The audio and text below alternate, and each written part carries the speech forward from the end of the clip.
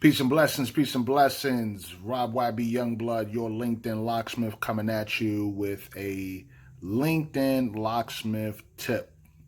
Now, I actually just implemented this tip tonight, and it's something I've been doing over the years, but I saw a post on Instagram from my Alpha brothers. Shout out to the Jackson Alphas down in Mississippi.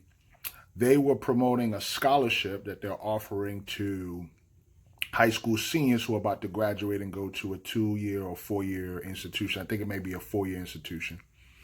And so I took that flyer and I shared it on LinkedIn. And when I shared it, I put the information about the scholarship and everything like that, posted it on LinkedIn. And then I looked in my network to see who I knew personally that lived in the Jackson, Mississippi area. Now, I only had one contact that was a direct contact of mine, but I had several who were second and third tier contacts. So what I did was I looked at those individuals who were active on LinkedIn, okay? Those who were active, not just had a profile, but they were active on LinkedIn. And I tagged them within the comments section of that post. Now, let me tell you why I did that. I did that for 3 reasons. The first reason is I knew that that particular piece of information was for individuals who are in that area. So by looking them up on LinkedIn, I was able to expedite the growth or the distribution of that information for people in that area. So that's the first reason why I did it. The second reason why I did it was because I knew that I could get the attention of those individuals by tagging them and then looking at their profile as well, because LinkedIn will tell you that someone has viewed your profile. But then the third reason why I did it was because I wanted to attract new connections, right?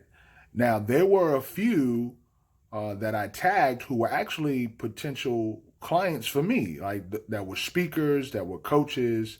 A few of them were small business owners, sales professionals.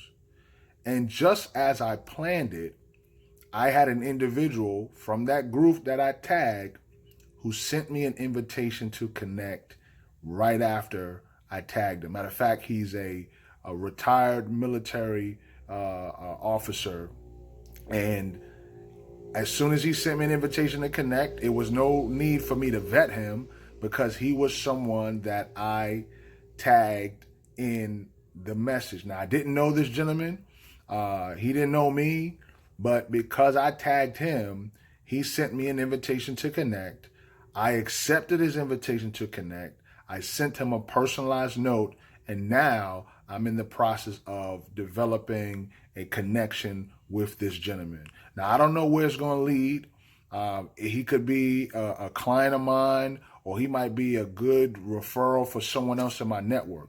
But the point that I'm making to you is by taking the information from one platform, i.e. IG, placing it on LinkedIn, and then identifying people who could benefit from knowing about that information and tagging them in that message. Now that information gets to go out to people who may not have known about it.